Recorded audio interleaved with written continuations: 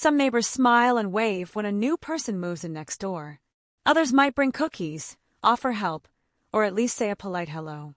But then, there are the ones who treat your arrival like a personal attack, as if your very existence on the street is a crime against their way of life. That's exactly what happened here. When the house next to Karen went up for sale, she assumed her homeowners association would have control over who bought it. After all, Karen was used to calling the shots. She was the self-proclaimed queen of her HOA, someone who patrolled lawns, measured grass height, and issued complaints over things as petty as the color of a welcome mat. To her, the neighborhood wasn't just a place where people lived. It was her kingdom. So imagine her reaction when she found out the house next door, yes, the one right beside her, wasn't part of her HOA. That meant the person moving in wasn't subject to her endless rules, fines, and authority. And worse, that person wasn't going to bend or bow down to her power. From the moment the moving truck pulled in, Karen was on edge. She stormed out, demanded answers, and even tried to stop the new neighbor from unloading their furniture. With crossed arms and narrowed eyes, she shouted, "You can't live here. This house is in my neighborhood. You need HOA approval." But here's the twist. Karen was wrong. Dead wrong. The property lines were crystal clear. The new house sat just outside her HOA's jurisdiction. The documents proved it, the real estate agent confirmed it, and the county records backed it up. But Karen didn't care about facts. She cared about control. And losing control made her unravel in ways nobody expected. Instead of welcoming her new neighbor, she launched a personal war. She filed bogus complaints, tried to rally other homeowners, and even attempted to block city services from coming to the house. The more she fought, the more unhinged she became. And every time she screamed, "You can't live here!" it only made her look more desperate, more unstable, and more powerless. This isn't just a story about a neighbor dispute. It's about entitlement, obsession, and what happens when someone who thinks they own everything around them is suddenly confronted with reality. Karen couldn't handle it. She spiraled, she lashed out, and she embarrassed herself in front of the entire neighborhood. But what really makes this story wild is how far she went to try to reclaim her so-called authority. Because the deeper she sank into this fight, the more ridiculous, outrageous, and downright unbelievable her actions became. And in the end, let's just say Karen's downfall was as dramatic as her outburst that Karen's obsession with control started long before the new neighbor moved in. 4 years, she ruled her HOA with an iron fist. She fined people for leaving trash cans out too long. She wrote letters about cars parked at the wrong angle. She even demanded that one family repaint their house because the shade of beige clashed with the neighborhood aesthetic.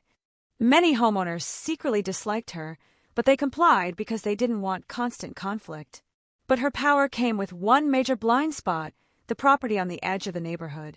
It was technically just outside the HOA boundaries, but since the previous owners always played along with Karen's demands, she considered it hers anyway.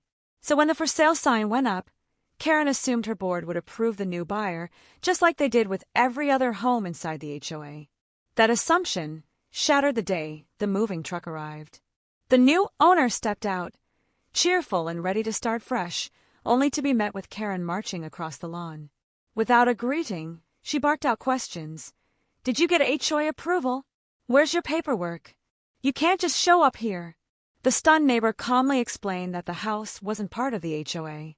They had checked the deed, confirmed with the county, and knew exactly what they were buying. Karen's face turned red. She refused to believe it. She waved her HOA binder in the air like it was the law itself. From that moment forward, every interaction was a battle. Karen wrote angry letters claiming the house was illegally occupied. She called the city to report code violations that didn't exist. She even harassed the real estate agent, insisting they had made a mistake. But each time the answer came back the same. The property was not under HOA jurisdiction. Instead of accepting defeat, Karen escalated. She confronted delivery drivers, warning them that the new people weren't supposed to live there. She knocked on doors, trying to convince other neighbors to band together against the outsider. But her campaign backfired. Most people were tired of Karen's antics and quietly rooted for the new homeowner. The breaking point came when Karen attempted to stop landscapers from mowing the new owner's lawn.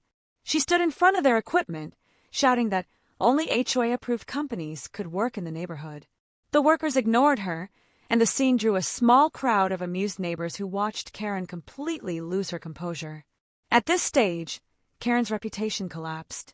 She wasn't feared anymore, she was mocked. Neighbors whispered about her meltdowns, and some even recorded her outbursts to share privately. The HOA board, embarrassed by her behavior, distanced themselves. The irony was clear. The more Karen screamed, "You can't live here," the more she proved she had no control at all. Eventually, Karen's obsession began to take a toll on her personally. She looked exhausted, stressed, and isolated. Meanwhile, the new neighbor thrived. They enjoyed their freedom without HOA restrictions, painting their door whatever color they wanted, parking where they liked, and finally planting flowers that would have never passed Karen's approval. The contrast was striking. On one side of the property line was Karen, bitter and unraveling. On the other was someone enjoying peace, independence, and support from the community.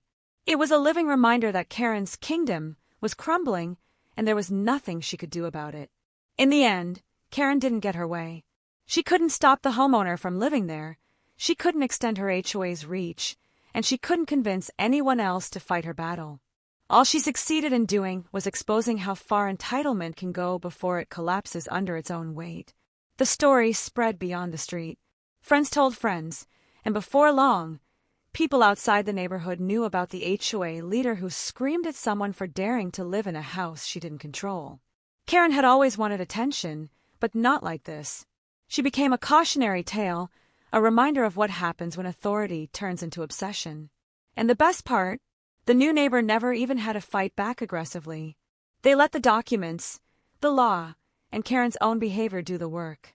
They simply lived their life, while Karen unraveled trying to stop the unstoppable. So when you hear the words, "You can't live here," remember the story.